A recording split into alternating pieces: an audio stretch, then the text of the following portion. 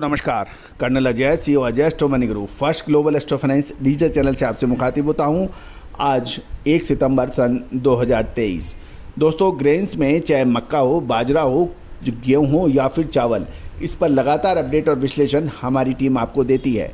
दोस्तों, Ajay astro money group वर्तमान ही नहीं भविष्य का भी करते हैं सटीक आकलन।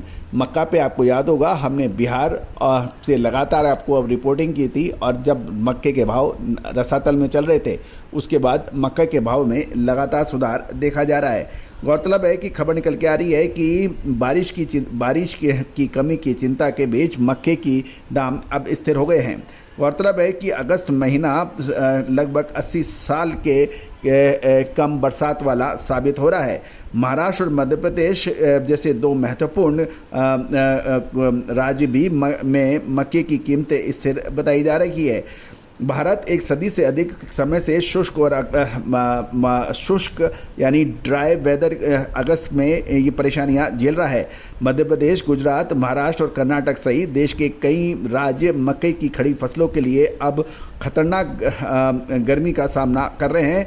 और गौरतलब है, परंपरागत रूप में देखा जाए तो अगस्त में कुल मानसून वितरण का लगभग 22% हिस्सा होता है। इस साल सामान्य 255 मिलीमीटर के मुकाबले मात्र 160 मिलीमीटर बारिश दर्ज की गई है, जो 37% की कमी मानी जाती है, जो कि एक बहुत महत्वपूर्ण कमी है। गौरतलब है कि हमने आपको लगातार अपडेट और विश्लेषण भी दिए थे। लगातार 2 महीने से आपको अग्रिम विश्लेषण दिया जा रहा है कि ये बड़ी समस्या का सामना देश कर सकता है, और साथ साथ अल नीनो का इफेक्ट भी इसमें देखा जा सकता है। दोस्तों, अल नीनो के ऊपर हमारा एक विशेष एपिसोड हमने लगभग 1.5 महीने पहले भी अपडेट किया था, और यानी कल 31 अगस्त को भी अल नीनो के ऊपर एक पूरा एपिसोड प्रसारित किया है, उसको भी आपको देखना चाहिए। दोस्तों, घरेलू डिमांड और स्टॉकिस्टों की गतिविधियों के कारण गुलाब बाग मंडी में मक्के का कारोबार स्थिर देखा गया। यहाँ 20,600 से 20,900 रुपये प्रति मैट्रिक टन के भाव देखे गए। दोस्तों, दूसरी ओर मक्के की कीमतों के अंदर अब सकारात्मक रुझान या ट्रेंड दिखाई दे रहा है, और ये 20,300 से 20,600 रुपये मैट्रिक टन के बीच में ट्रेड हो रही है।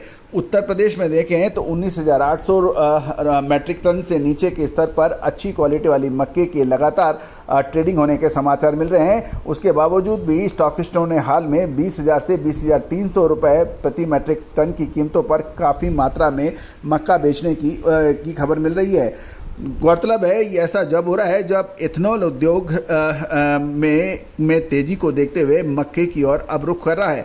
ये भी देखना है कि इम्पॉर्टेंट होगा कि मक्के के अंदर बाजरा और धान की नई फसल जब तक बाज़ार में नहीं आ जाती तब तक मक्के के अंदर बड़ी गिरावट होने की संभावना कम नज़र आई है।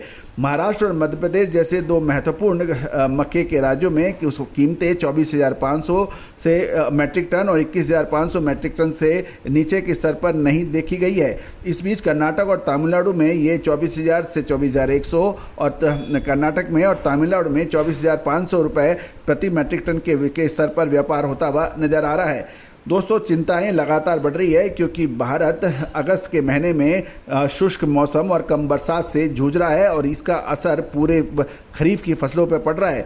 मध्य प्रदेश, गुजरात, महाराष्ट्र, कर्नाटक, राजस्थान का कई जिलों में कई राज्यों में मक्की की खड़ी फसल के लिए अब बड़ा परेशानियों का सबब हो सकता है।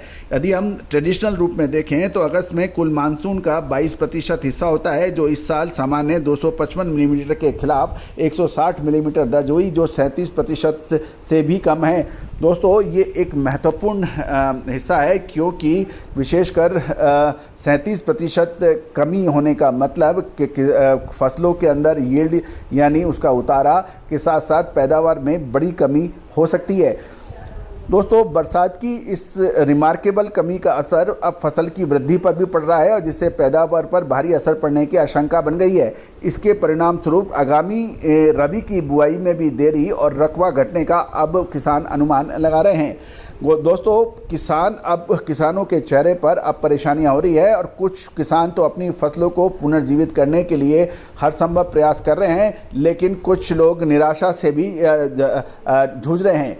गौरतलब है कि अल नीनो के मौसम संबंधी पैटर्न को इसका जिम्मेदार माना जा रहा है, जिससे कृषि के क्षेत्र के भविष्य में अब बड़ी चिंता का सामना करना पड़ सकता है।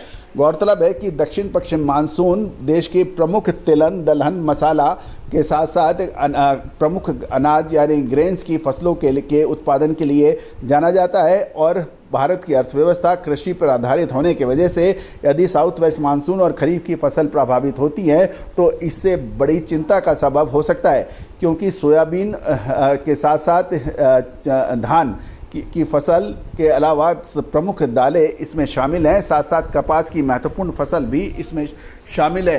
यदि ऐसा इन फसलों को नुकसान होगा तो इसका असर देश की अर्थव्यवस्था और मुद्रास्फीति के साथ साथ महंगाई दर भी बढ़ सकती है। दोस्तों, हम आपको लगातार अपडेट और विश्लेषण दे रहे हैं। हमारे चैनल को यदि आपने अभी तक सब्सक्राइब नहीं किया है तो सब्सक्राइब अवश्य कीजिएगा। साथ साथ यदि आप इसको फेसबुक पे देख रहे हैं तो पेज को फॉलो जरूर कीजिएगा और यूट्यूब पे देख रहे हैं तो बेल आइकन यानी घंटी के निशान को पुश करना अत्यंत आवश्यक है। साथ साथ आपके इलाके में फसलों की क्या स्थिति है उसके बारे में भी कमेंट बॉक्स में बताइए कि आपके इलाके के अंदर बरसात की क्या पोजीशन है, फसलों की स्थिति कितनी विकट है या अच्छी है। पूरा देश आपके कमेंट्स सुनता है और देखता है। All the very best, good luck, happy trading.